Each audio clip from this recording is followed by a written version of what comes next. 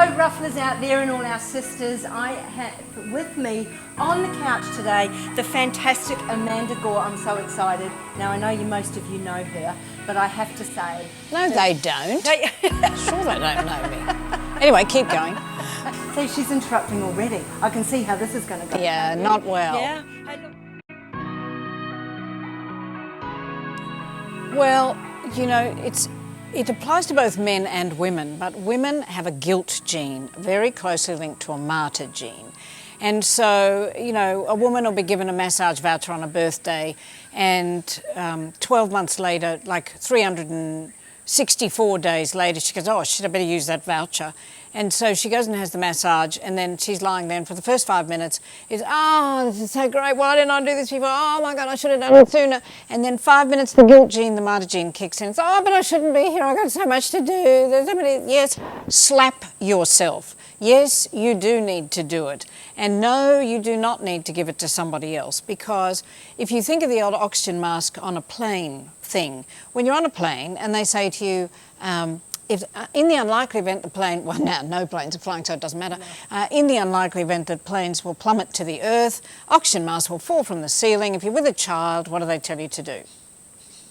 Put it on yourself first. And you think, why? Because if you're dead, you're useless to the child. The child's like, mum, mum, mum, mum, dad, dad, dad, mum, mum. And so if we don't take care of ourselves, we don't have the energy to do it. We take on the responsibility of everything. So that is one of the big things with women. So slap yourself when you feel the martyr gene or the guilt gene kicking in, because it does not help you. When you are super exhausted and you don't have the reserves and the stamina to be able to step up and do what you want to do, then you can't do it. So one of the first things is to find a way to build your energy, to take care of yourself. And don't call it pampering. It's not pampering. It's like plugging into the wall for a power surge or a power recharging your battery. You've heard this a million times, but what is it that stops you doing it for yourself? So start to listen to your story, and we'll do in another session shortly what story I'm talking about and where that story comes from and why it's so important. We all have to know how to speak, even if it's to take a staff meeting. And look, I've been a speaker for 16 years, and already I've learned about 5 things off Amanda within about 5 minutes today. So I can just see how valuable that's going to be for all our women out there. Well, thanks, Karen, and I'm glad you're open to learning, that being one of the big things about learning, that you're open to it in the first place. And you know, I'm very passionate about the coaching because I'm so sick now of people running classes for people to be speakers and keynote speakers, and they're taught to give a speech. You know, how dare... I shouldn't be saying this about other people and colleagues, but honestly, stop it with the speech thing. If you're going to give a speech, then become a robot and stand on stage and practice reading your script in front of a mirror, and don't worry about an audience, because if you give a speech, you're disconnected from humans anyway. Excuse me, it doesn't matter. And so stop with the speech thing.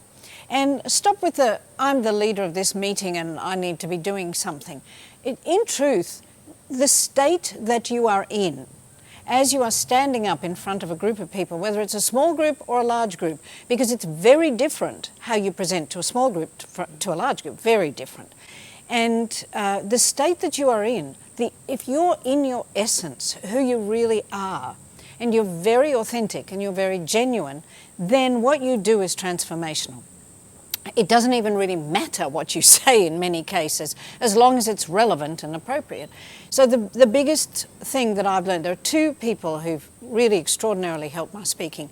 And the first is Michael Grinder, Grinder, michaelgrinder.com. And I've studied every year with Michael for 35 years. Oh, wow. And he taught me everything I know about group dynamics. And group dynamics is where you develop the capacity and you have an unconscious competence after many years of practicing, to observe the group and see what's going on and change what you're doing to fit with what's happening in the group. And anybody who's practiced for a while will get a sense of that. Well, there are plenty of skills that you can learn to fine-tune that and hone it. The second person is David Martin, whose website is davidmartin.world.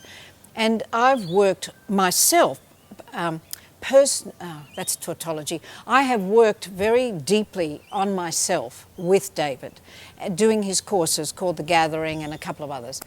And what I have discovered in that time are the core stories that I was using to run my life.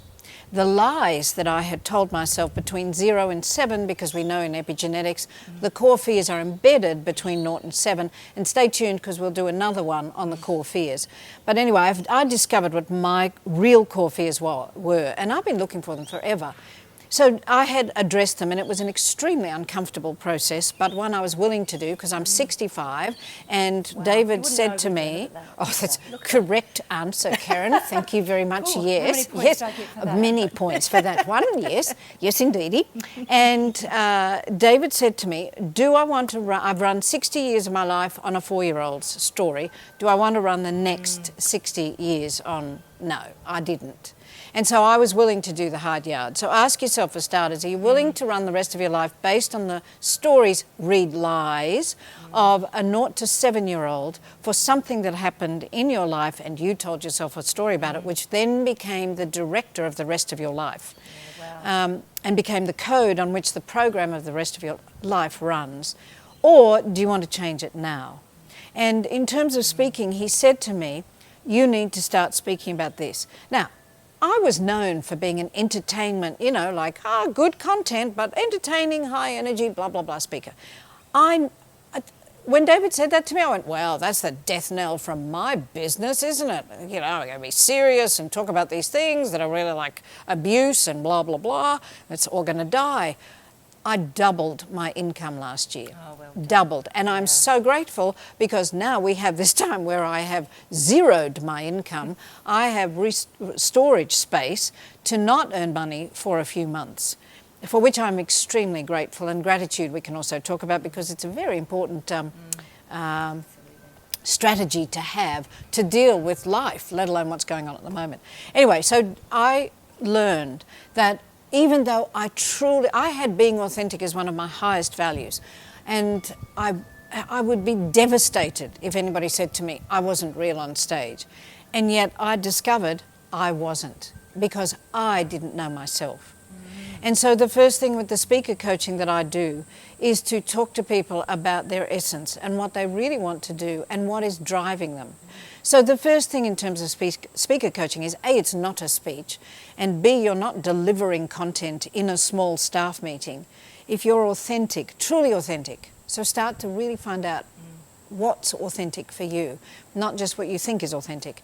And then you come from that place and the state that you are in, being calm and joyful. And even if it's a difficult meeting, be calm, because that essence that comes out of you will influence the field. In terms of quantum physics, the quantum field, we're all in a field. Yes. Even this camera is picking up the field between us. And what we put into the field, because you cannot not influence the field. Whatever you do, even if it's nothing, will influence the field. No such thing as neutral. No, right. There isn't any such thing as neutral. And so the field that you create as a speaker begins, or as a presenter, or as somebody who's marketing an idea and delivering it, begins from deep inside.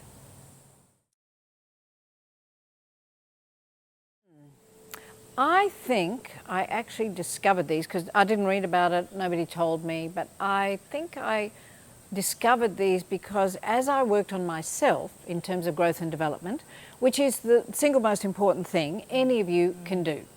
So yes, you can go, build businesses and you can do all that sort of stuff, but unless you really know who you are and you've done the work on yourself, whatever you do is not going to be the best that it could be. Working on your life, as you say, right? Work on your life, not just in your life, because most of us run around like chooks without heads on in our lives, go, oh, I'm so busy, I haven't got time to do this, blah, blah, blah. And we don't take time to work on our lives until we get sick. Or a major life crisis occurs, which is usually we get sick. Or someone else gets sick.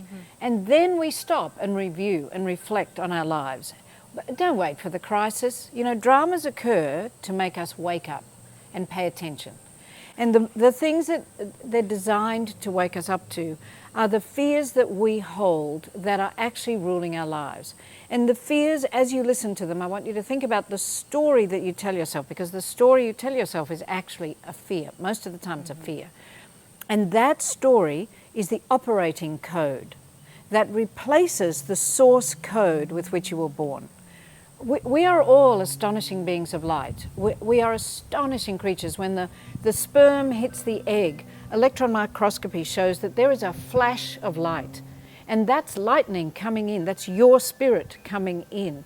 You are a brilliant, astonishing being of light. There is no fear in that light. But somewhere between 0 and 7, something happens to us. And as toddlers, we're so self-oriented. We will tell ourselves something about the story. So the 3 core fears that I have kind of worked out as consistent, and it's proven to be true with almost everyone. The first is, I'm not worth loving. And a lot of women get that one. Or I'm not good enough. And a lot of men get that one. And particularly if you're trying to start your own business, or you're competing with somebody else. If you go into any interview and you think, oh God, I'll probably make a fool of myself. Oh, I'm not good enough for this. Really, I shouldn't even try. Stop it. What do you think that does to your body? I mean, would you tell your best friend that? Your best friend's going into an interview and you'd say, oh, you really shouldn't be doing that. Oh, you'll probably screw it up. Oh, no, you're fucked now. You would never do that to anybody else. And yet without even a blink, we say it to ourselves. But the problem is 95 to 99% of everything we tell ourselves is unconscious. 95 to 99% of the time you're conscious of your thinking. So a story is made up of a series of thoughts. And a story then becomes a belief. And we know in epigenetics that a belief determines the state of your immune system. A belief determines your immune system health. A belief determines, you know, and it's your perceptions, i.e. read beliefs, i.e. read stories, i.e. read thoughts, are the things that turn genes on or off. And so if, you know, for example, I told myself this when I was 3. I was 54 when my mum died. I was 64 when I found this out. I was abused once. I was molested by a man.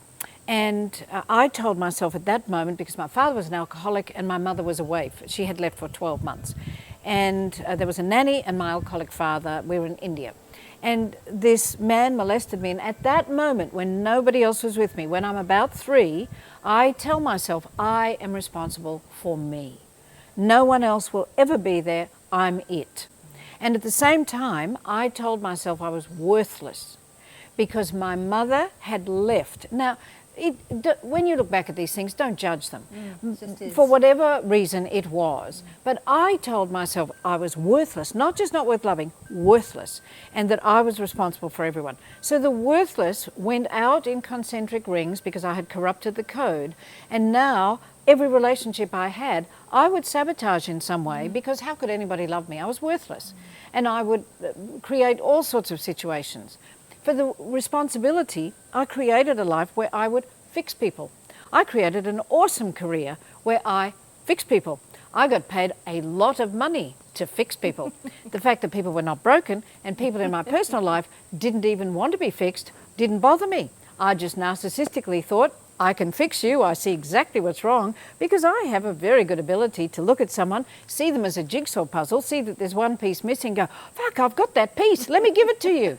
And I shoved the piece in until I addressed the original story of what I told myself. And we're not going to have time for all 3 fears on this one. We'll have to do 2 more videos. But until I addressed that, even though I tried to change the fixing behavior, I couldn't. The day I acknowledged I had told myself I was responsible for everyone, the day I acknowledged that I had told myself I was worthless, was the day things started to change. So be honest with yourself and explore what's gone on and the story you told yourself around how lovable you are and how worthwhile you are and how good enough you are, because no matter what's happened to you, you are worth loving and you are good enough. All right, so we've covered I'm not worth loving. I know you're all identifying with that in some way. I know I am. But we've got 2 more to go. We do, and the other part of I'm not worth loving was I'm not good enough. But we did do those. So the 2 others, the first I'm unsafe in some way.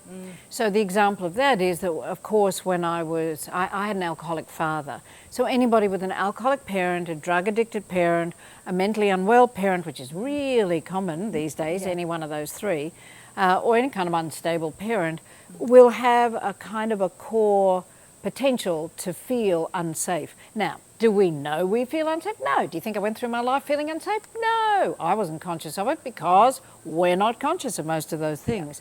And so when my second husband, as a result of the fears, feel pity for these guys and how much I tried to fix them, my second husband said to me, I was very controlling. Well, of course, I was the one who had studied psychology. I was the neurolinguistic master.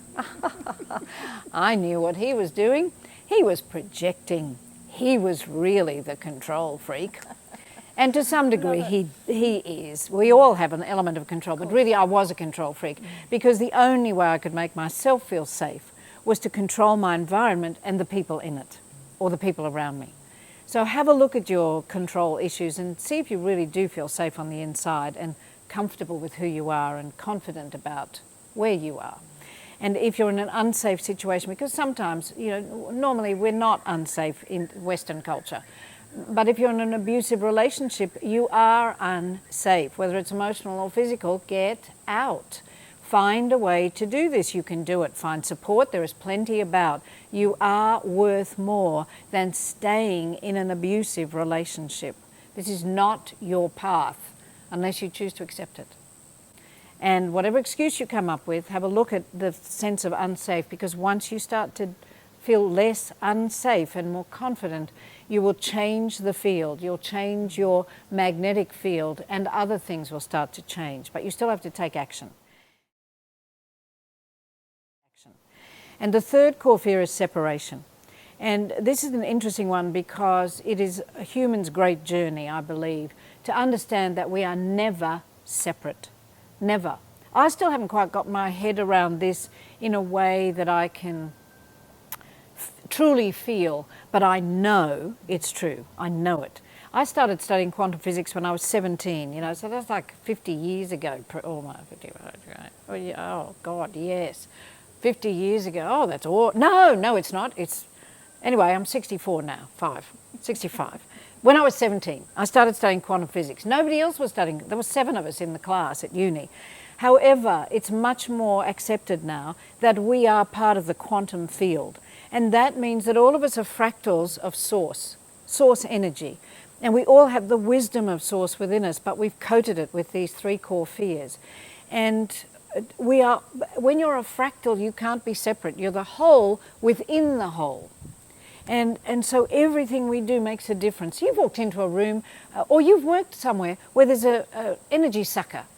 And what's it like? Everybody, the energy sucker walks in like, because the vibe changes. That's the field. One person influences that. And when the energy sucker goes, what's life like? It's like, whoa, party, everybody's working all together, they're happy, everybody's smiling. You cannot have an energy sucker, or I call them spirit fuffers, on the team.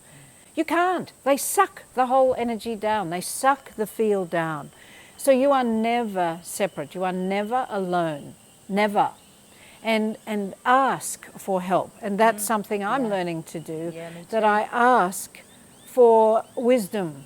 And I tap into my own wisdom. That's what I'm working on at the moment, asking to tap into my own wisdom, as if I'm a separate being inside me, because the being that's living out here that's not quite sure what to do has denied the connection with the inner wisdom. So I'm hoping when I ask myself, or anything that's willing to help me out there, whatever you want to call it, then I will somehow strengthen the connection and the access to my own wisdom, because we all have wisdom.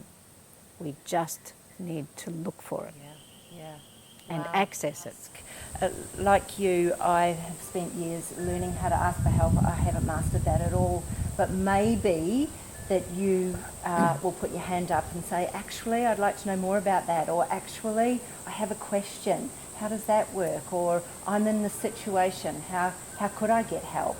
That's what we're here for, and that's why I am sitting here with Amanda, because Amanda so generously said yes, she would love to speak to you all today and just share exactly where she's at as a woman. And she's done exactly that. Thank you so much for joining You're me welcome. today. I really appreciate it. Thank you. Bye-bye.